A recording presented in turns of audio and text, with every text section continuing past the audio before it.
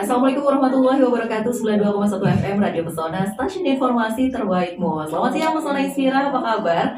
Seperti janji Valia tadi ya, kalau hari ini Valia akan ngobrol-ngobrol lagi sama teman-teman dari kantor imigrasi kelas 2 non TPI Wonosobo. Dan saat ini Valia juga sudah kedatangan Bapak ganteng. Gak tahu sih saking gantengnya Valia bingung manggilnya Bapak, Om atau Mas nih ya. Oke, sebelumnya akan Valia perkenalkan dulu. Di sini ada Bapak dari Kepala Subseksi Dokumen Perjalanan, Brian Rakasiwi. Halo, selamat siang Pak. Siang. Siang. Ini saya panggilnya Pak Brian Rakasiwi atau gimana? Ya, bisa dipanggil Raka aja. Panggil Pak Raka ya, tapi bukan Mbak Siwi ya. Bukan. Oke, Pak Raka mungkin bisa kenalan dulu Pak. Udah berapa lama sih Pak di kantor imigrasi kelas 2 TPI Wonosobo? Saya alhamdulillah dari bulan Oktober, jadi kemungkinan kurang lebih 4 bulan ya, 4 bulan, 4 bulanan, 5 bulanan lah masuk di sini. Sebelumnya Ya. dari kantor imigrasi mana Pak? Sebelumnya saya di kantor imigrasi kelas 1 khusus TPI Surabaya. Di situ saya dari tahun 2020 sampai tahun 2023. Sebelumnya juga lagi saya di kantor imigrasi kelas 1 kelas 1 TPI Tanjung Priok. Sebelumnya lagi ada di kantor imigrasi kelas 1 khusus TPI Ngurah Rai.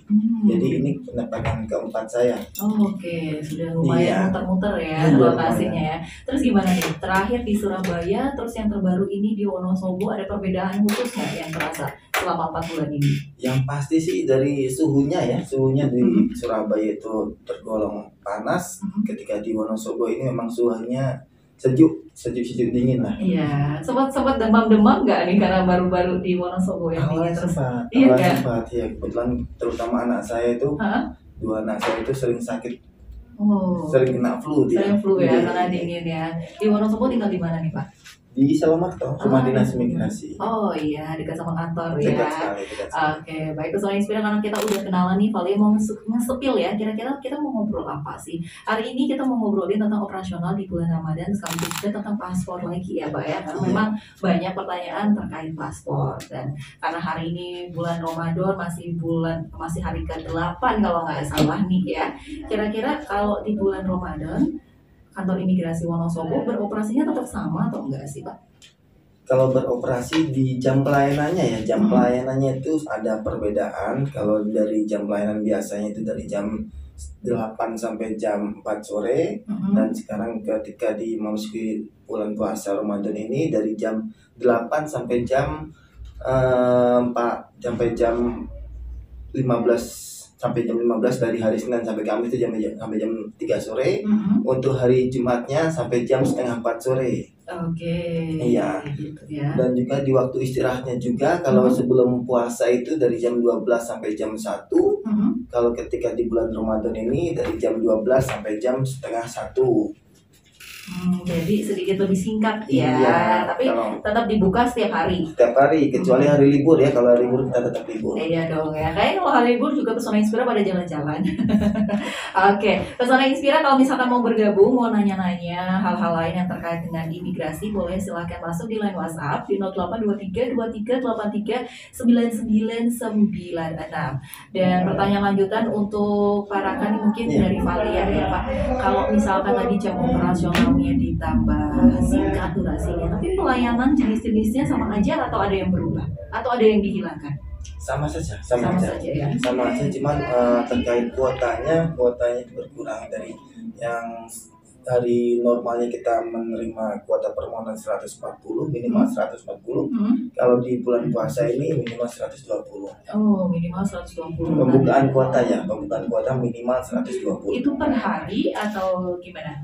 Per hari 120 ya. Untuk kantor imigrasi, sedangkan kalau untuk kita juga ada ini untuk kita memiliki MPP. Oh ya. Ada pelayanan di MPP ya. Ada. Tapi kita spill-nya nanti habis ini ya, Pak ya, biar tambah penasaran. Oke, karena tadi sudah di-spill kalau kita mau bahas soal pelayanan di MPP. Jadi Pesona Inspira, setelah ini misalkan ada yang tertarik pengen bertanya pelayanan di MPP, langsung bergabung aja ya. Dan kita akan kembali setelah commercial break berikut ini. Jangan kemana-mana, tetap di 92,1 FM. Pesona Inspira masih barengan sama Valia tentunya di antri asik ngobrol seputar imigrasi. Mau informasi seputar imigrasi, antri dulu dong. Dan saat ini Valia bersama rekan dari kantor imigrasi kelas 26 TPI Wonosobo akan ngobrolin soal operasional atau jam kerja di bulan Ramadan atau tentunya tentang paspor juga. Dan saat ini sudah hadir Kasubsi Dokjal atau Kepala Subseksi Dokumen Perjalanan Bapak Brian Rakasiwi atau Pak Raka. Tadi Pak Raka sudah menjelaskan juga tentang jam kerja atau jam layanan di bulan puasa ya Pak ya. Tadi Pak Raka juga sempat spill tentang akan ada tetap pelayanan di MPP gitu. Mungkin bisa dijelaskan dulu kalau sebelum bulan Ramadan itu pelayanannya di hari apa, jam berapa, dan setelah Ramadan itu bagaimana? Baik, untuk kalau di MPP kita itu ada membuka pelayanan di 4 MPP ya, 4 mall pelayanan publik. Yang pertama pada hari Senin itu di MPP Kota Magelang. Kemudian di hari Selasanya ada MPP Purworejo, hari Rabunya ada MPP Kabupaten Magelang, dan hari Kamisnya ada di MPP Kabupaten Wonosobo. Kamis ya? Ya, hari Kamisnya. Jadi untuk jam pelayanannya untuk sebelum Ramadan itu sama dengan jam pelayanan pada Dikanim, dari jam 8 sampai jam 16 untuk hari Senin sampai Kamis, sedangkan hari Jumat dari jam 8 sampai jam 16.30. Sedangkan ketika bulan puasa Ramadan ini dari jam 8 sampai jam 15 untuk hari Senin sampai Kamis. Sedangkan di hari Jumatnya nggak ada. Jumatnya kita nggak ada pelayanan di MPP. Oke. Jadi, Berarti untuk pelayanan di MPP yang di Wonosobo adalah hari Kamis. Dan bulan puasanya tuh jam 8 sampai jam 15 itu dari Kamis. Hari Kamis ya untuk di MPP-nya. Tapi saat bersamaan apakah di kantor imigrasi juga membuka pelayanan di hari Kamisnya itu Pak? Tetap buka ya? Pelayanan kita. Oke, jadi ada 2 tempat kalau di hari Kamis ya. Iya benar. Bisa lewat MPP ataupun langsung ke kantor imigrasi kayak gitu, Pesona Inspira. Selanjutnya kalau misalkan ngobrolin soal pelayanan di kantor imigrasi kan banyak banget orang-orang yang lebih memohonnya tuh soal paspor ya Pak ya. Iya. Sampai di bulan puasa hari ke-8 atau ke-9 ini kira-kira ada penambahan pelayanan paspor atau tambah sepi atau gimana Pak? Atau masih sama stabil aja? Untuk pelayanan paspor sampai sekarang sih yang kuota sudah kita berikan tercukupi terus. Dia masih penuh terus sampai sekarang ya, masih penuh. Oh ya, tadi juga Pak Raka sempat bilang kalau kuota di bulan puasa itu 120 per hari untuk permohonan paspornya kan ya. Itu caranya gimana sih Pak untuk masyarakat tahu ini udah 120 belum ya? Nanti saya udah kesana ternyata udah 120 harus datang besoknya. Itu cara untuk tahu kayak gitu gimana Pak? Melalui antrian online M-Paspor. Melalui antrian online M-Paspor. Boleh mungkin dijelaskan Pak prosedur M-Paspornya? Baik, jadi kalau untuk di M-Paspor itu pertama masyarakat harus mendownload aplikasi tersebut di Play Store ataupun di App Store itu. Kemudian setelah download, melakukan pendaftaran terlebih dahulu, membuka akun. Ketika sudah daftar, sudah setujui, baru melakukan pendaftaran dengan cara memilih mengisi data diri, kemudian pilih tanggal kedatangan, dan setelah sudah disetujui dan mengupload syarat pendaftarannya, maka bayar kode billing pembayaran paspor tersebut. Dan jangan lupa pembayaran tersebut diberikan waktu hanya 2 jam. Hanya 2 jam. Nah, perlu diketahui juga dari kuota 120 itu ada komposisinya Mbak. Jadi banyak aja, jangan salah. Jadi ada pemohon tuh terkadang juga menanyakan di WhatsApp kantor, kok dibilang ini kok kuota yang saya lihat hanya sekian, tapi kok antriannya kok lebih dari sekian. Nah, itu ada komposisinya 120 itu di paspor biasa itu 40, paspor elektronik paspornya 60, sedangkan paspor biasa percepatannya itu 10, dan paspor elektronik percepatan itu 10. Jadi jumlahnya 120. Nah, 120 itu bisa diambil dari aturan kami itu ada 1 booth permohonan. Kita kan ada petugas wawancara ada 2. 1 booth itu ada bisa melakukan permohonan 1 jamnya 10. Jadi selama jam kerjanya itu satu hari satu booth itu kapasitasnya melayani paspor itu ada 70 permohonan, sedangkan kami di kantor imigrasi kelas 2 non TPI Wonosobo itu ada 2 booth permohonan. Jadi kuota yang kita berikan sekitar 120 ataupun sampai 140 gitu, seperti baik. itu. Kalau misalkan Pak, itu kan tadi untuk orang-orang yang misalkan mau mendaftar biar lebih mudah, biar tahu nomor antrian, gitu, yuk daftarnya lewat paspor, jadi nggak perlu bawa dokumen lagi, benar kan ya Pak ya? Dokumennya sudah disubmit di paspor, betul? Untuk uploadnya memang sudah, tapi di aturan M-Paspor itu juga sudah dibunyikan bahwa nanti di kedatangannya harus membawa berkas asli. Oke. Nah, inilah yang terkadang banyak masyarakat ini Kurang tahu tidak ya. aware terhadap announce tersebut. Oke. Bahwa memang dari aplikasi M-Paspornya juga sudah dibunyikan bahwa untuk kedatangannya harus membawakan berkas asli. Oke. Seperti itu. Jadi berkas asli itu dibawa dalam hal untuk menunjukkan apakah benar yang Benar, diupload benar. sesuai atau enggak Iya. gitu ya. Jadi Pesona Inspira jangan sampai lupa untuk membawa dokumen-dokumen aslinya. Ya, Nah, dokumen-dokumen aslinya apa aja sih Pak biasanya yang harus disertakan dalam permohonan paspor? untuk permohonan paspor baru itu yang pertama KTP, yang kedua kartu keluarga, ketiga itu akte lahir atau ijazah atau buku nikah. Nah, terus kemudian yang keempat adalah surat pewarganegaraan bagi masyarakat yang pindah warga negara ke Indonesia. Terus yang kelima itu surat penetapan ganti nama bagi masyarakat yang melakukan perubahan nama dari pejabat yang berwenang. Seperti itu. Oke, baik. Kemudian kalau misalkan sudah ini kan butuh iktp ya Pak ya, mungkin ada orang yang belum atau mungkin lagi pengurusan iktp-nya, apakah harus tetap bawa iktp atau boleh pakai surat kayak sementara keterangan dari Dukcapil? Kalau dari aturan sih kan sebenarnya KTP, tapi dari kami memperbolehkan itu kan dari Dukcapil itu ada namanya program kayak KTP elektronik yang di aplikasinya itu. Oh, berarti nunjukin aplikasi. Iya, seperti itu juga bisa. Nanti juga bisa di print out biodatanya di aplikasi tersebut. Oke. Bisa nggak apa-apa dilampirkan itu aja. Oke, baik Pak. Ini ada satu pertanyaan nih Pak dari Mbak Gigi ya di Jarak Sari. Katanya Pak mau bikin paspor tapi bukan KTP Wonosobo. Apakah masih harus menyertakan surat keterangan kerja dari perusahaan tempat bekerja? Terus yang nomor 2 pertanyaannya adalah apakah ada pelayanan paspor weekend lagi Pak? Oh, dua pertanyaan ya. Dua pertanyaan, betul. Yang pertanyaan pertama itu surat keterangan dari tempat dia bekerja ya. Iya. Ya, itu perlu ditambahkan karena itu berupa data dukung tambahan. Data dukung itu jadi gini Mbak, di Undang-Undang Nomor 6 Tahun 2011 itu ada namanya pengawasan keimigrasian. Pengawasan keimigrasian itu dibagi menjadi dua. Pengawasan keimigrasian kepada WNI dan asing. Kalau WNI itu pengawasan keimigrasiannya dibagi jadi 3 tahapan lagi. Yang pertama tahapan ketika dia membuat paspor, yang kedua ketika dia di tempat pemeriksaan imigrasi lalu lintas, dan yang ketiga ketika dia berada di luar negeri. Nah, salah satunya ini kan ketika dia mengajukan pembuatan paspor yang pertama, gerbang pertama pengawasan keimigrasian terhadap WNI itu ada di situ. Jadi di aturan turunan lagi peraturan pemerintah nomor 31 tahun 2013 itu juga disebutkan bahwa serangkaian proses dalam pembuatan paspor adalah ada tahapan namanya wawancara. Di mana di situ petugas wawancara menggali informasi terkait pemohon paspor itu tujuan menggunakan pembuatan paspor itu tujuan untuk apa.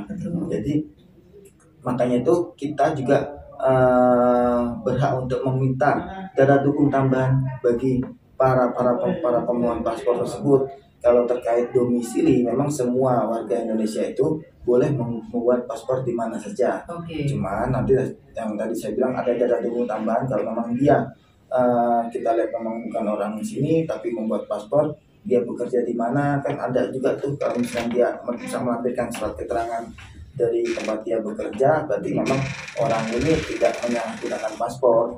Takutnya yang kita pernah lihat dari beberapa waktu yang lalu kan namanya ada sering-seringnya tuh TPPO, tindak pidana perdagangan orang. Nah, seperti yang kita takutkan orang ini mengurus paspor untuk bekerja secara non prosedural, walaupun memang bicara bekerja non prosedural atau prosedural itu ada di wilayah ranahnya BP2MI, cuman dari kita juga diberikan kewajiban untuk mengantisipasi lah Oke, dari baik. sejak dini seperti itu. Berarti untuk jawaban pertama, apakah kalau KTP-nya nggak sesuai dengan lokasi yang akan dibuat, misalkan bukan KTP Wonosobo tapi mau di Wonosobo, bisa jawabannya. Bisa. Terus apakah masih pakai surat keterangan bekerja dari kantor lama atau dari kantor yang sedang dia bekerja? Benar. Memang dibutuhkan untuk surat itu Iya. ya Pak ya. Tapi bagaimana kalau misalkan ini Pak, dia pada saat mengajukan permohonan tersebut bukan KTP Wonosobo, tapi dia bukan pekerja kantoran, mungkin dia wirausaha atau pekerjaan lain yang tidak ada di dalam struktur kantor gitu. Bisa pakainya surat apa penggantinya Pak? Jadi kalau seperti itu bunyinya ini ya, fleksibel. Jadi kalau misalkan tidak bisa dipastikan kita harus pakai ini. Jadi tergantung ketika di proses wawancaranya. Jadi proses wawancaranya bagaimana, kalau misalkan ada profiling gestur gitu. Jadi kan orang kalau misalkan berbohong kan juga ada tuh gestur-gestur tubuh agak mencurigakan. Nah, seperti itu. Artinya nggak saklek harus surat ini. Nanti akan disesuaikan sama hasil wawancara. Iya, dan sebenarnya surat-surat data persyaratan tambahan itu kalau memang dia beneran tidak akan menyalahgunakan paspor, itu tidak akan memberatkan. Itu hal yang mudah sebenarnya.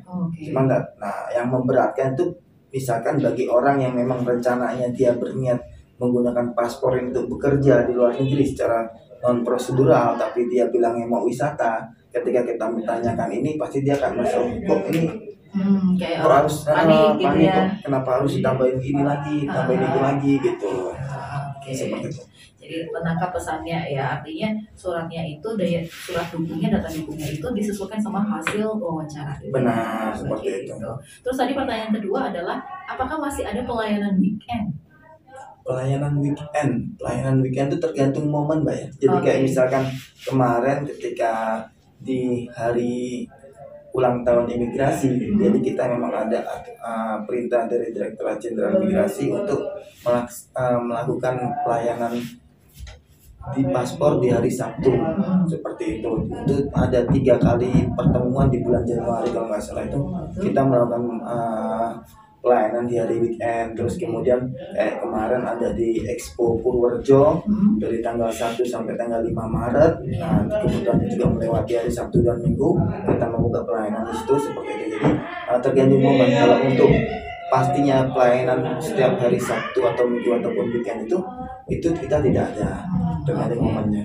Jadi nggak ada kepastian setiap Sabtu Minggu pasti ada, tapi bukan berarti juga bakal nggak ada seterusnya gitu ya. Disesuaikan sama momennya. Nanti siapa tahu dalam waktu dekat juga akan diadakan lagi pelayanan weekend gitu.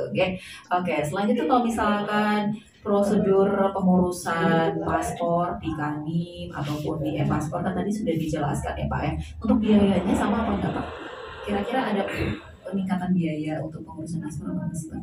Jadi di biaya itu ada perbedaan beberapa biaya yang dikenakan di penerimaan negara dengan pajak terkait permohonan paspor itu. Yang pertama, untuk paspor biasa itu dikenakan biaya 350.000. Untuk paspor elektronik dikenakan biaya 650.000. Nah, di sini juga ada penerimaan negara bukan pajak lagi, yaitu terkait pelayanan percepatan, di mana kalau para masyarakat mengajukan permohonan pelayanan percepatan paspor itu bisa 1 hari jadi.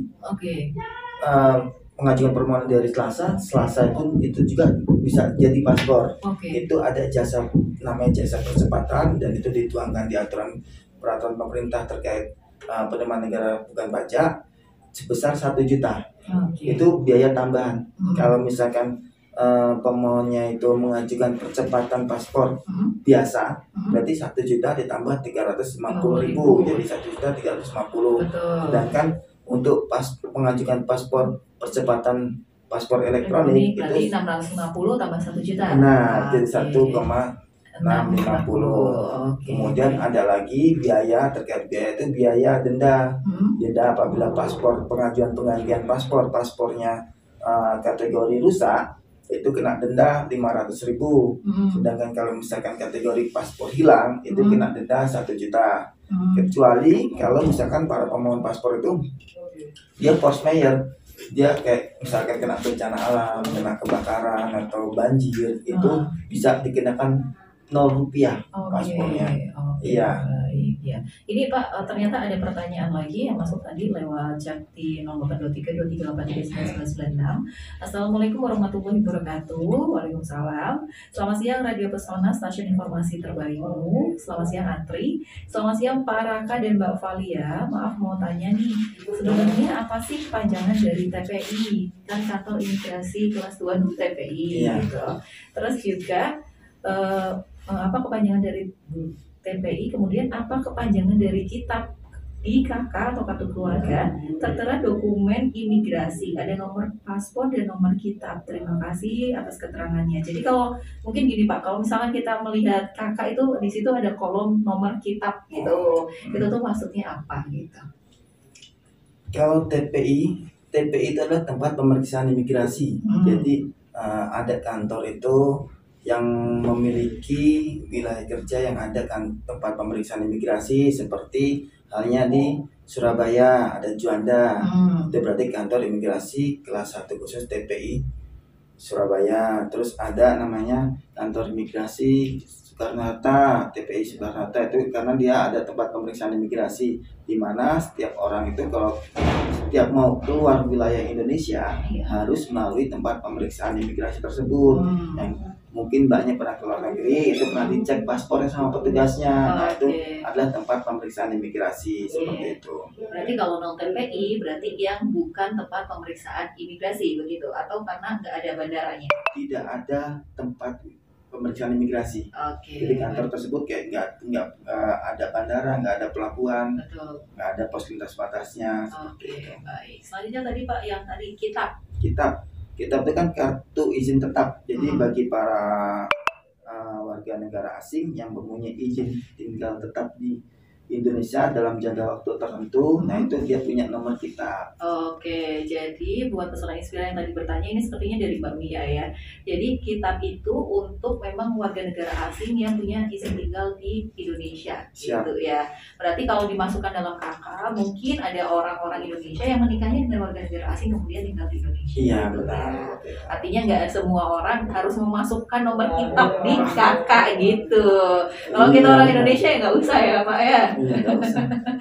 Oke, baik Pak. Terus juga Pak, kalau misalkan dalam pelayanan paspor ini, kira-kira di bulan Ramadan yang paling sering tantangannya, mungkin yang paling sering terjadi kendalanya tuh apa? Kalau di bulan Ramadan ada kendala-kendala khusus nggak sih di bulan Ramadan ini? Yang pasti kalau kendala itu kita harus lebih mengatur emosi ya. Iya. Namanya pelayanan masyarakat ini kan kita dituntut untuk melayani masyarakat dengan minimal 3S, yang bisa salam, terus harus. Tapi gimana pun juga kita juga tidak boleh menghilangkan namanya pengawasan. Seperti itu. Jadi ada beberapa masyarakat ini yang sekiranya melakukan pengeluaran paspor, tapi kita jelaskan aturannya seperti ini kita mintakan tambahan ini. Dan fungsinya tambahan itu sebenarnya kan juga bukan untuk mempersulit mereka, tapi untuk buat pegangan kita aja. Kalau misalkan di kemudian hari nanti ada pemeriksaan, kita bisa bilang loh ini loh data dukungnya dia untuk mengajukan paspor, seperti itu. Secara langsung juga menjaga yang bersangkutan, yang bersangkutan daripada bermasalahnya di luar negeri kan susah pulangnya gitu ya Pak ya. Iya. mending kita antisipasi di sini sama-sama orang Indonesia. Kalau di luar gimana? Lebih mudah lagi komunikasinya kalau di Indonesia kan ya. Oke, baik Pak. Setelah ini mungkin kita masih akan melanjutkan ngobrol-ngobrolnya, tapi untuk pesona inspirasi jangan kemana-mana. Yang mau bertanya langsung chat aja di 0823238399. Nah, tetap di Antri, asik ngobrol seputar imigrasi. Pesona Inspira mau informasi seputar imigrasi, antri dulu dong. Dan sebentar banget Pesona Inspira. Saat ini Valia masih di program antri, asik ngobrol bersama imigrasi. Dan saat ini Valia masih dengan Kasubsi Dokjam atau Kepala Subseksi Dokumen Perjalanan Bapak Brian Rakasiwi atau Pak Raka. Dan tadi kita udah bahas soal operasional di bulan Ramadan dan juga paspor. Dan masih ada beberapa pertanyaan dari Pesona Inspira yang sudah masuk di line WhatsApp yang belum terjawab nih Pak Raka ya. Kalian akan lanjutkan dulu ke pertanyaan-pertanyaan dari Pesona Inspira. Yang pertama, Assalamualaikum Mbak Valia, maaf mau nanya, kalau paspornya udah habis masa sambung lagi, udah habis masa mau sambung lagi, itu persyaratannya apa dan biayanya berapa? Mungkin dijawab dulu Pak, sebelum nanti Valia beralih ke pertanyaan berikutnya. Baik, makasih pertanyaannya. Untuk sambung ya, bahasanya bukan sambung ya, perpanjang ya Pak? Bukan perpanjang juga. Apa tuh Pak? Karena paspor mau diapain juga nggak bakal panjang, gitu aja. Iya. Panjang ya kan.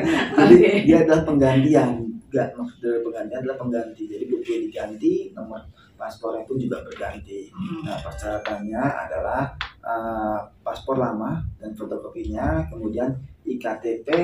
Nah, apabila misalkan datanya sama semua, nama, tempat, tanggal lahir sama, bisa dengan dua itu aja. Kalau misalkan ada perbedaan, mungkin bisa dilampirkan dokumen lengkap seperti KK, akta lahir, ijazah ataupun buku nikah. Seperti itu. Untuk biayanya sama. Jadi biayanya itu kalau misalkan paspor tersebut bukan kategori paspor rusak ataupun paspor hilang, itu jatuhnya paspor biasa 350, sedangkan paspor elektronik paspor 650. Kalau misalkan paspor lamanya itu kategori paspor rusak, ya berarti kena denda tambahan 500.000 dan paspor hilang 1 juta. Nah, kemudian perlu diketahui juga, ini ada beberapa masyarakat juga kurang memahami bahwa misalkan paspor sudah lewat masa berlaku, itu tidak masalah, tidak dikenakan denda.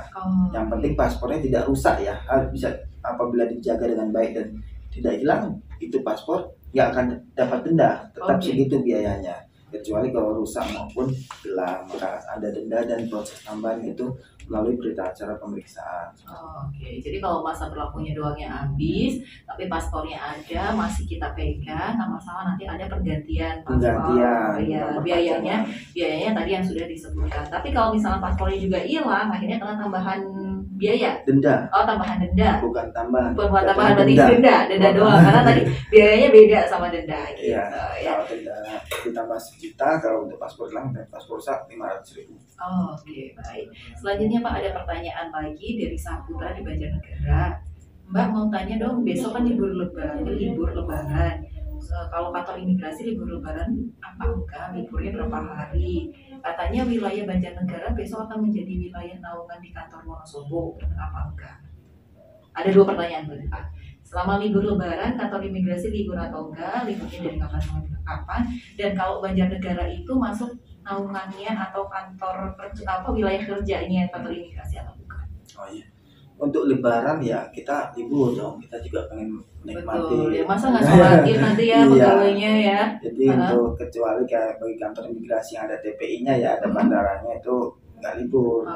Berhubung kita tidak memiliki tempat pemeriksaan imigrasi, kantor imigrasi kita ada libur cuti maupun cuti bersama. Libur lebaran itu dari tanggal 8 sampai tanggal 15 dan buka kembali di tanggal 16 April.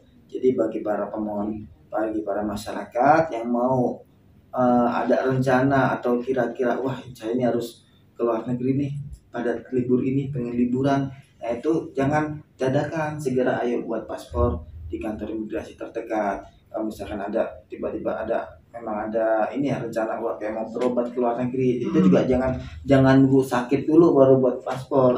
Gitu loh. Jadi memang ya buat paspor atau pengganti paspor aja kalau misalkan ada sekiranya mau ke luar negeri. Betul. Atau mungkin misalkan ada Pesona Inspira yang habis sholat Id, jalan-jalannya mau ke luar negeri gitu ya. Harus paspornya berarti dari sekarang, karena nanti di tanggal 8 sampai 15 kantor imigrasi Wonosobo libur gitu. Baru buka lagi di tanggal 16. Kalau nggak salah itu hari Selasa ya Pak ya. 16 April hari Selasa. Oke. Terus tadi pertanyaan yang kedua, apakah Banjarnegara masuk wilayah kerjanya kantor imigrasi Wonosobo? Untuk Banjarnegara itu bukan wilayah kerja imigrasi Wonosobo, dia masuk ke wilayah kerja kantor migrasi Cilacap. Oke, Ya, baik. kalau untuk saat ini sampai sekarang seperti itu, jadi belum ada info ataupun perubahan wilayah kerja. Oke, berarti intinya wilayah kerja Wonosobo masih tetap Wonosobo, Temanggung, Purworejo, kemudian Magelang Kota dan Magelang Kota Kabupaten. dan Magelang Kabupaten. Oke, baik. Selanjutnya nih Pak, ini ada pertanyaan. Selama Ramadan, biaya pembuatan paspor untuk umroh ada diskon enggak? Mentang-mentang bulan Ramadan ya, mintanya di diskon. Gimana tuh Pak? Gak ada diskon itu, namanya biaya itu juga jatuhnya penerimaan negara bukan pajak, dan Betul. itu langsung diatur oleh pemerintah. Betul. Kita tidak ada sangkut pautnya terkait biaya-biaya tersebut, jadi untuk diskon tidak ada. Baik, jadi nggak ada diskon bukan karena kantor imigrasi nggak mau ngasih diskon ya guys Iya. ya, tapi karena memang pembayaran atau PNBP tadi disebut biaya, penyebutan biayanya ada PNBP itu bukan kantor imigrasi yang mengelola, tapi negara yang langsung mengelola, begitu ya Pak ya, makanya tidak ada diskon di situ. Baik, selanjutnya ini ada pertanyaan lagi, tapi ini kayaknya pertanyaan buat kita ketawa aja sih Pak ya. Dari Kak Rosti Kejajar mau tanya ke Mas Brian Rakasiwi yang ganteng sekali. Kalau mau bikin paspor tapi jomblo, kira-kira ke luar negeri siapa yang nemenin Mas Brian? Bukan, hehehe, bercanda ya. Terus kalau mau bikin paspor biasanya paling lama jadinya berapa hari? Untuk pembuatan paspor menurut Permenkumham nomor 18 tahun 2022 itu biaya dapat jadi paling cepat 4 hari. 4 hari. Ya, 4 hari kerja, 4 hari kerja ya, Oke. bukan 4 hari kalender. Oke, Jadi baik. itu juga banyak beberapa masyarakat itu tidak memahami, bila dia buat paspor di hari Kamis, dia menghitungnya Kamis, Jumat, Sabtu, Minggu. Berarti Senin jadi. Nah, dia lupa bahwa Sabtu Minggu itu petugas juga libur. Betul. Jadi, Jadi kalau misalkan melewati Satu minggunya jangan dihitung. Jangan gitu. dihitung hari kerja. Kalaupun ada juga tanggal merah di hari Selasa, juga Selasa tersebut jangan dihitung. Oke, baik. Jadi kalau misalnya Inspira pengen lebih cepat jadinya, berarti pemohonannya jangan di hari Jumat. Karena nanti Sabtu Minggunya kepotong libur gitu ya. Nah, lebih baik di hari-hari kerjaan seperti Senin, Selasa gitu. Dan ini Pak, kalau misalkan ngomongin soal paspor, terus juga tadi persyaratan, tadi kan sebetulnya tidak ada yang berubah ya Pak ya. Tapi kalau dari pemohonnya gimana Pak? Saat ini kalau di Wonosobo pemohonnya apakah menurut Bapak sudah banyak yang mengetahui informasi-informasi seputar imigrasi atau belum Pak? Untuk informasi-informasi tersebut sih terkadang masih ada beberapa masyarakat Wonosobo itu yang kurang memahami terkait, kayak misalkan kemarin itu baru ini ada case itu pemohon tersebut adalah subjek anak berkeluarga ganda, dan dia itu kan harus mengurus kartu afidavit untuk dia biar punya fasilitas 2 keluarga negaraan. Dan itu mereka itu tidak tahu aturan tersebut. Jadi udah lewat waktunya, terus sekarang dia bingung, terus makanya dia belum buat surat tersebut, dan kita arahkan, akhirnya kita arahkan dia juga bingung, dan dia merasa terkadang, loh kenapa kok pakai persyaratan ini, kita ini orang Indonesia.